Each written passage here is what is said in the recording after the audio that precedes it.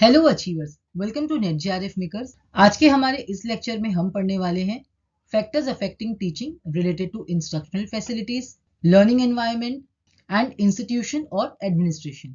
So let's get started. तो देखो, ये इंस्ट्रक्शनल फैसिलिटीज होती क्या है। बेसिकली इंस्ट्रक्शनल फैसिलिटीज हर वो फैसिलिटीज होती है जो एक टीचर को इंस्ट्रक्शन देने में हेल्प करती है। देखो, जब एक इफेक्टिव इंस्ट्रक्शन होगा या जो एक इंस्ट्रक्शन का मीडियम जो टीचर यूज करेगी फॉर टीचिंग, अगर वो अच्छा होगा तभी हमारी टीचिंग इफेक्टिव होगी। इंस्ट्रक्शन को इफेक्टिव बनाने के लिए टीचर जो भी टीचिंग मेथड यूज करती है वो भी हमारे इंस्ट्रक्शनल फैसिलिटीज में आता है। फॉर एग्जाम्पल, टीचर इंस्ट्रक्शन देते वक्त हमारे लेक्चर को और इंटरेस्टिंग या इंटरेक्टिव बनाने के लिए different types of audio visual या ऑडियो विजुअल मोड यूज कर रही हैं। तो ये जो इंस्ट्रक्शनल फैसिलिटीज होती है ना, वो हमारे टीचिंग मेथड को सप्लीमेंट करती है। इसी के अंदर हमारा डिफरेंट मेथड्स ऑफ टीचिंग भी आता है, जैसे कि एज पर दी सब्जेक्ट, यानी as per the subject requirement, या फिर स्टूडेंट्स को कितने अच्छे से हमको कोई कॉन्सेप्ट या सब्जेक्ट एक्सप्लेन करना है या समझाना है जिससे एक इफेक्टिव लर्निंग हो। उसके लिए टीचर उसके according teacher different types of teaching method use कर सकती है, जैसे learning by doing method, discussion method, programme instruction, है ना। क्योंकि ये सब मेथड्स भी जो है ये एक इंस्ट्रक्शन देने में हेल्प कर रहा है। ये सब हमारी एक इंस्ट्रक्शनल फैसिलिटीज है जो टीचिंग को अफेक्ट करती है। इसके साथ साथ टीचर जो भी प्रोजेक्टर यूज करना, या फिर अगर टीचर जो इंस्ट्रक्शन दे रही है या जो टीचिंग कर रही है अगर वो ऑनलाइन मेथड यूज कर रही है या फिर ऑफलाइन थ्रू अगर टीचिंग कर रही है, तो अगर ऑनलाइन मेथड यूज कर रही है तो यहाँ पे इंटरनेट हमको हेल्प कर रहा है, जिसे हम लाइव वीडियोस के थ्रू या इंटरैक्टिव वीडियोस के थ्रू लेक्चर ले, या फिर टीवी या वीडियो प्रेजेंटेशन जिसमें हम रिकॉर्डेड लेक्चर्स देते हैं, यानी इंस्ट्रक्शन दे रहे हैं ना। यहाँ पर टीचर्स अगर कोई भी मल्टीमीडिया यूज कर रही हैं फॉर इंस्ट्रक्शन, फॉर एग्जाम्पल अगर टीचर को डेमोन्स्ट्रेशन करके कुछ पढ़ाना है या लैब में एक्सपेरिमेंट कराना है, तो यहाँ पे जो लैब है हमारा वो भी एक इंस्ट्रक्शनल फैसिलिटीज है, क्योंकि वो लैब हमको हेल्प कर रहा है एक्सपेरिमेंट कराकर टीचिंग करवाने में, एक लर्निंग कराने में। क्लासरूम भी हमारा इंस्ट्रक्शनल फैसिलिटीज है, क्योंकि अगर टीचर एक लेक्चर ले रही है तो उसके लिए एक प्रॉपर क्लासरूम चाहिए ना, जहाँ पे टीचर और स्टूडेंट्स के बीच में इंटरेक्शन होगा। सो ये जो इंस्ट्रक्शनल फैसिलिटीज होती है ये असिस्ट करती है इंस्ट्रक्टर को in the teaching learning process. इसके अंदर हमारा हर टीचिंग मेथड आता है जो एक इफेक्टिव टीचिंग में हेल्प करता है। देखो, as per the suitability of the learner और as per the suitability of the subject, teacher यहाँ पे कोई भी टीचिंग मेथड यूज करती है फॉर इंस्ट्रक्शन, चाहे वो ऑडियो हो, विजुअल हो या ऑडियो विजुअल हो, या कोई भी मल्टीमीडिया हो या कोई भी मेथड ऑफ टीचिंग हो। एंड हर वो चीज जो इंस्ट्रक्शन देने में टीचर को हेल्प करती है, असिस्ट करती है, ये हमारी इंस्ट्रक्शनल फैसिलिटीज होती है। Next is learning environment.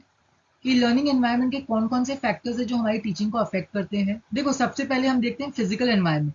Physical environment का मतलब है एक प्रॉपर क्लासरूम जहाँ पे एक प्रॉपर वेंटिलेशन हो, है ना, एक प्रॉपर वेंटिलेटेड क्लासरूम, प्लस एक अच्छी क्लासरूम हो जहाँ पे टीचर और स्टूडेंट के बीच में इंटरेक्शन हो, स्टूडेंट्स को बैठने के लिए चेयर या बेंचेस हो, यानी एक प्रॉपर वेल मेंटेन्ड क्लासरूम जहाँ पे टीचर और लर्नर के बीच में इंटरेक्शन हो, जहाँ पे एक्चुअल टीचिंग लर्निंग प्रोसेस हमारा हो। क्योंकि देखो, ऐसा आप क्लास स्कूल में कहीं पे भी खड़े होकर आप नहीं पढ़ा सकते हो ना। एक इफेक्टिव टीचिंग के लिए एक अच्छे फिजिकल एनवायरनमेंट का बहुत ही इंपॉर्टेंट रोल है कि एक प्रॉपर वेल मेंटेन्ड क्लासरूम हो जहाँ पे अच्छे से एक लर्निंग हो सके। Next is social environment. देखो, सोशल एनवायरनमेंट का हमारे लर्निंग एनवायरनमेंट में मतलब होता है interaction between teacher and student and interaction between student and student. क्योंकि देखो, एक क्लासरूम में डिफरेंट टाइप्स ऑफ स्टूडेंट्स होते हैं, है ना, सबकी क्वालिटीज अलग होती है, सब एक दूसरे से डिफर करते हैं। तो एक क्लासरूम में टीचर एंड स्टूडेंट के बीच में कैसा रिलेशनशिप या इंटरेक्शन है, या एक क्लासरूम में स्टूडेंट टू स्टूडेंट के बीच में कैसा रिलेशनशिप है या इंटरेक्शन है, ये आता है हमारा सोशल एनवायरनमेंट। इसमें ये भी आता है कि स्टूडेंट किस तरह पार्टिसिपेट कर रहे हैं और टीचर्स जो है अपने स्टूडेंट को कितना पार्टिसिपेशन के लिए एंकरेज कर रही है।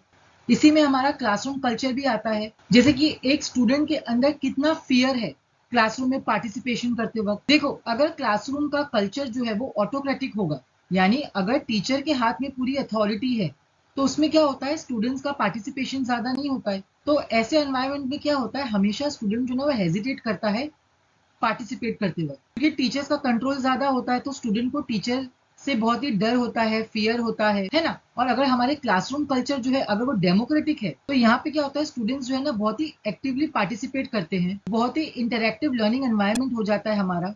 स्टूडेंट्स के अंदर बहुत ही ज्यादा कॉन्फिडेंस होता है, स्टूडेंट्स जो है सेल्फ मोटिवेटेड होते हैं और बहुत ही पॉजिटिव लर्निंग एनवायरनमेंट होता है उस क्लासरूम का, जिससे हमारी टीचिंग लर्निंग का जो प्रोसेस है ना, टीचिंग लर्निंग बहुत ही इफेक्टिव होती है। क्योंकि ऐसे एनवायरनमेंट में जो स्टूडेंट एंड टीचर के बीच का जो एक इंटरेक्शन या रिलेशन होता है ना, वो बहुत ही डेमोक्रेटिक होता है, जो टीचिंग लर्निंग प्रोसेस को बहुत ही आसान एंड इफेक्टिव बना देता है। Next is curriculum. देखो करिकुलम के अंदर हमारा एकेडमिक प्लस नॉन एकेडमिक यानी कि एक्स्ट्रा करिकुलर एक्टिविटीज भी आती है ना। तो ये भी बहुत इंपॉर्टेंट फैक्टर है हमारे टीचिंग लर्निंग को इफेक्टिव बनाने में, क्योंकि अगर एक करिकुलम लर्नर के ओवरऑल डेवलपमेंट को मद्देनजर रखते हुए अगर बनाया गया है, तो ऑब्वियस है कि ये पॉजिटिव वे में बहुत ही हमारी टीचिंग को अफेक्ट करेगा। और अगर curriculum as per the teacher focused बना है, तो स्टूडेंट्स का इंटरेस्ट या फिर स्टूडेंट्स का इन्वॉल्वमेंट जो है ना, वो इतना ज्यादा नहीं होता है।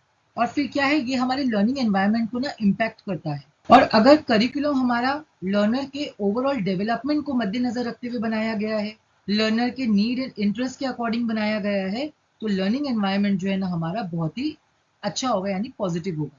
नेक्स्ट है हमारा टाइम टेबल। देखो टाइम टेबल ऐसा होना चाहिए जो ज्यादा लेंदी भी नहीं होना चाहिए, ना ही एकदम शॉर्ट होना चाहिए। क्योंकि लेंदी टाइम टेबल से क्या होगा, फॉर एग्जाम्पल अगर एक सब्जेक्ट का लेक्चर अगर आप 3 आवर्स का रखोगे, या स्कूल या कॉलेज में मोर देन 2 आवर्स का एक सब्जेक्ट का लेक्चर रहेगा, तो स्टूडेंट्स जो है ना वो बोर होने लगेंगे, उनका इंटरेस्ट अटेंशन जो है वो डिस्टर्ब होने लगेगा, वो इतना इंटरेस्ट या अटेंशन शो नहीं करेंगे फिर।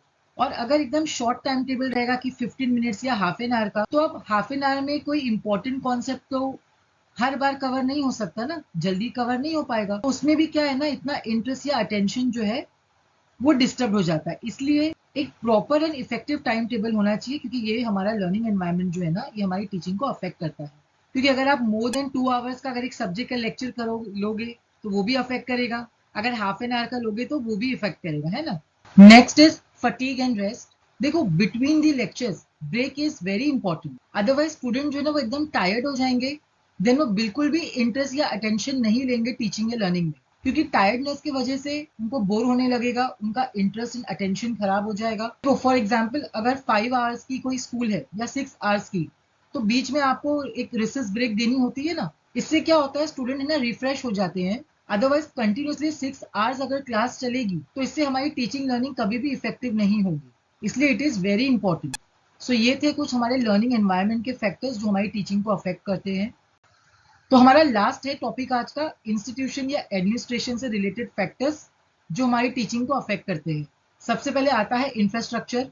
देखो इंफ्रास्ट्रक्चर के अंदर आता है एक प्रॉपर, एक अच्छा कंस्ट्रक्टेड स्कूल, उसके अंदर वेल मेंटेन क्लासरूम्स, एक प्रॉपर वेंटिलेटेड क्लासरूम, उसके अंदर बेंचेस हो स्टूडेंट्स के लिए, टीचर के लिए चेयर हो, क्लासरूम में फैंस हो, लाइट्स हो, वॉशरूम फैसिलिटीज, हाइजीन का जिसमें प्रॉपर ध्यान रखा जाए, एक अच्छा क्लासरूम हो, प्रॉपर प्ले ग्राउंड हो स्टूडेंट्स के लिए, क्लासरूम में अच्छे बोर्ड्स हो जिसमें टीचर पढ़ाए, एक अच्छी लाइब्रेरी, एक अच्छा लैब हो, यानी कि एक प्रॉपर बेसिक फैसिलिटीज हो। क्योंकि देखो अगर क्लासरूम के दरवाजे टूटे हुए होंगे, क्लासरूम में फैंस काम नहीं कर रहे, स्टूडेंट्स को बेंच एकदम छोटे छोटे दिए हुए हैं, वॉशरूम फैसिलिटीज अच्छी नहीं है, तो ये सब फैक्टर्स तो हमारी टीचिंग को नेगेटिव वे में इफेक्ट करेंगे ना। और अगर ये सब बेसिक फैसिलिटीज अगर अच्छी होगी, तो ऑब्वियस है कि ये पॉजिटिव वे में हमें अफेक्ट करेंगे हमारी टीचिंग को। सेम वे में आपके स्कूल का लोकेशन भी बहुत ही इंपॉर्टेंट रोल प्ले करता है। अगर स्कूल या कॉलेज आपका दूर है, तो ये भी फैक्टर्स अफेक्ट करता है, किस तरह के एरिया में स्कूल है। Next is quality of teachers. आपके स्कूल में समझ जाओ अगर हर फैसिलिटीज अच्छी है, लेकिन अगर टीचर्स अच्छे नहीं है, तो ये भी बहुत हाईली अफेक्ट करता है हमारी टीचिंग को। जैसे मान लो टीचर को सब्जेक्ट का नॉलेज नहीं है, टीचर में टीचिंग स्किल्स नहीं है, या फिर टीचर जो है वो अडेप्टेबल या एडजस्टेबल नहीं है। फॉर एग्जाम्पल इसका मीनिंग है, अभी देखो हर चीज जो है चेंज हो रही है ना। टीचिंग में भी हमारा टेक्नोलॉजी बहुत ज्यादा यूज हो रही है। अब अगर कोई टीचर है जिनको ऑनलाइन मेथड ऑफ टीचिंग नहीं आता है यूज करना, यानी कि उनको वो टेक्नोलॉजी को यूज नहीं कर पा रही है फॉर इफेक्टिव टीचिंग,